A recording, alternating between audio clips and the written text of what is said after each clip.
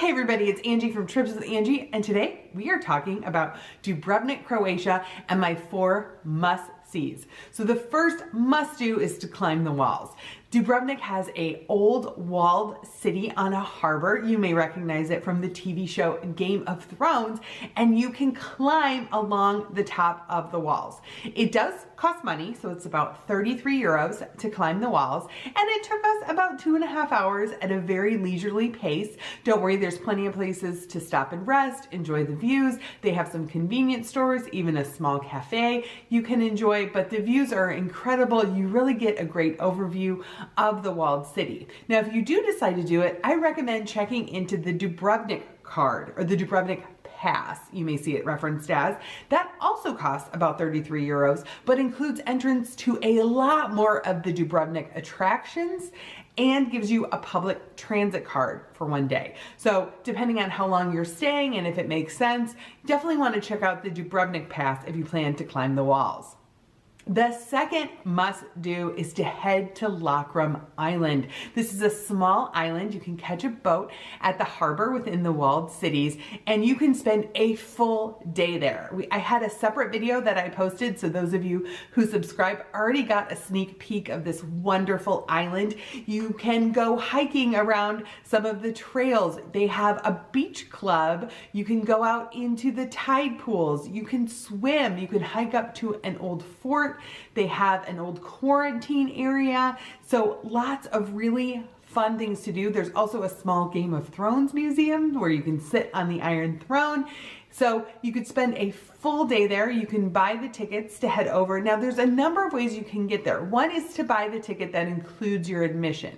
If you're going to during a busy time of year, I recommend this because then you don't have to stand in line at the visitor centers once you arrive. There's also smaller boats that will offer a taxi service to take you to the island, but those schedules are a little bit different. So be sure to evaluate your options, but I definitely recommend heading to this stand within the old city right next to the harbor and buying your tickets there. The third thing I recommend is the cable car. Now this does seem like a very touristy thing to do, and it is.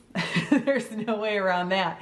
But once you get to the top, there's an old fort for you to explore. There's a nice little cafe where you can have a cup of coffee. You can hike around, and it really gives you a full overview of Dubrovnik and how the walled city fits into it. There's actually 2 harbors in Dubrovnik, as you can see in this video, and you can have wonderful views, great photo opportunities, so it's worth a visit up there. Now I would leave about maybe 3 to 4 hours for the visit. We had the world's shortest visit when we were there. It was only like half an hour, and that definitely was not enough time. The fourth must-do in Dubrovnik is to swim. Yes, you cannot miss this opportunity to swim in the Adriatic Sea. There's a few different ways you can do it. So I previously mentioned Lokrum Island. You can swim there. They have ladders that go straight into the sea, or some rocky outcrops where you can head out into the tide pools. There's also a beach club you can find that is right near the walled city, so you can spend some time there. It is public, so you can just bring your towel and hang out, or they have chaise loungers and different cabana Bali bed options available for rent. Another fun way to swim is to cliff jump.